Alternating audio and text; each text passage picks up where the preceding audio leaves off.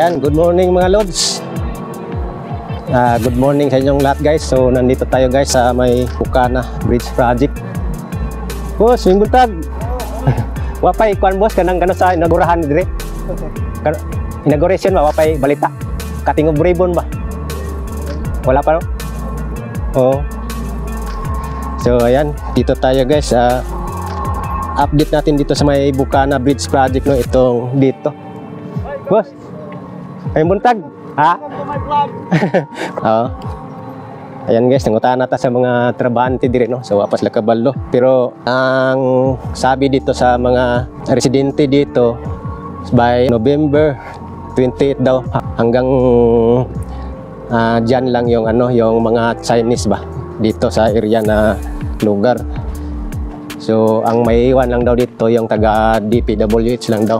Talagang tapos talaga itong proyekto dito guys. So ayan, i-update natin dito guys ang tulay, dahil kung makita natin dito guys, yan yung tulay na may nakalagay na dyan na mga banner.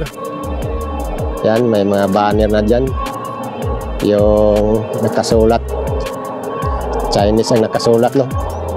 Yan, at saka yung iba dumadaan na dyan. So tayo wala man tayong access dyan para makadaan dyan no? So dito lang tayo sa baba at masilip natin itong proyektong ito, dahil ayan na nga, makikita na natin ang buong tulay no. Dati is drawing lang, so sa ngayon ito na talaga yung pinaka tulay na update no dito. Ito yung pinaka view dito no, kung sakali ikaw ay dadaan na dito. So ayan, ang sarap guys sa pakiramdam na tapos na itong tulay no. Tsaka yan na lang yung binubunot dyan no, yung craneway. So maiksi na lang ang binubunot dahil iligpit na yan. Alis na ang mga Chinese contractor dito guys.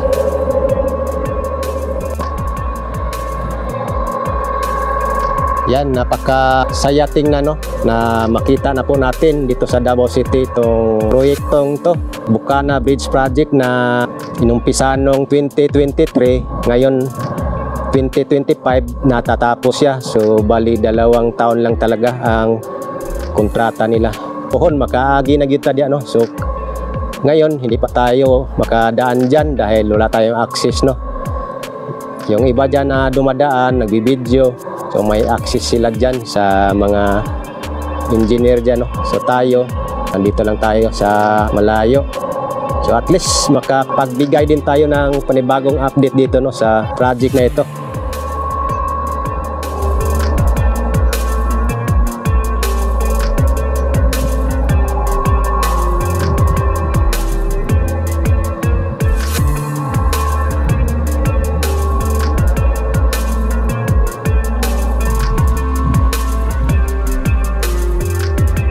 So ito yung ipakita ko sa inyo guys, yung patungo na ito ng abutment din dito.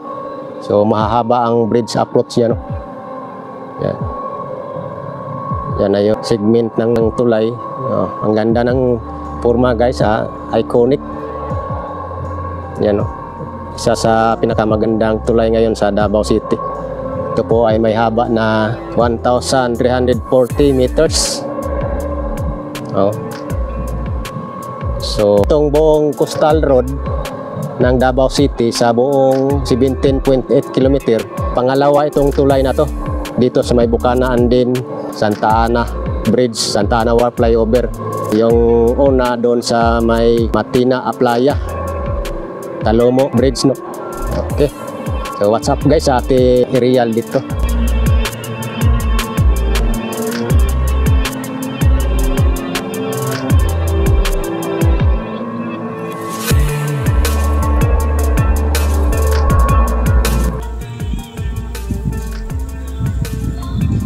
Wow, Davao City Coastal Road Boulevard segment. Yan, nag-connect na talaga. Yan, patungo ng Rojas. Ito yung may update natin guys. Yan, simento na, na-espalto na, may marking na, may mga sidewalk na. pintura na lang kulang. So ayan guys, oh. Wow, napakaganda na. So yung mga bahay dyan sa gilid, so yan, huwag nyo na lang pansinin yan guys. So ang ating anuhin dito na natatapos na itong project na ito. Oh, oh, diba? Napakaganda. Oh, wala na tayong masabi rito. So malapit na tayo makadaan dito guys. Yan na yung kurma niya guys, oh. Wow, wow na wow. Oh, yan, may mga banner na. Oh, yan, sidewalk, bike lane, kompleto na, pintura, yan, marking, andyan na. Oh, oh, yung may crane dyan sa baba, yan, nagtatanggal ng craneway dahil alis na yan sila, ang contractor dito. Oh, yan, oh. Napakaganda. So yan na yung update natin guys, tapos na talaga. So November 28 lang kutob ang ang China dito, mga Chinese. So alis na daw sila. So maiwan dito yung taga DP na lang. So dito na yon, abutment, bridge approach patungo ng Tynes Beach. Napakaganda nga guys. So, diba? Yan, sa unahan Tynes Beach na yan. Ayan, dugtong na yung espalto. Diba?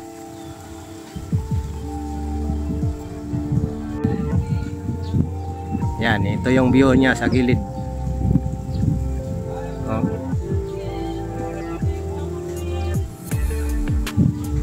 Yan yung view niya, napakaganda guys. So,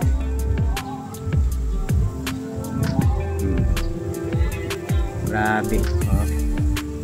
Malapit na tayo makadaan guys by January. Yan, napakaganda.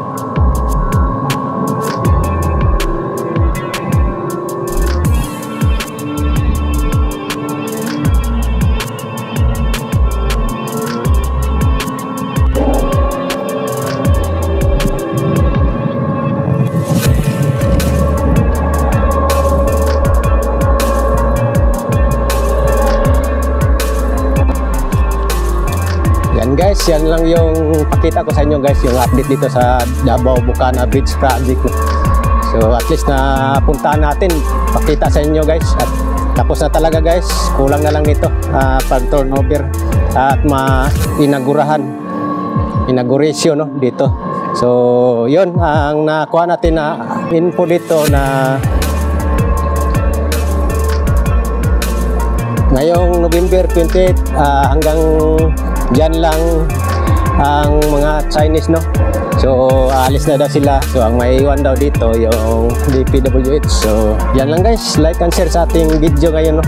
Project update dito sa Bucana Bridge. Yan, magandang balita ito dahil ayan na, kumpleto na po talaga itong proyekto nito. O sana nakatulong din sa inyo itong update natin no. Nakapagdagdag information sa construction ng CRBC dito sa Davao Bucana Bridge Project. So thank you so much guys. See you next update na naman tayo. Okay, God bless.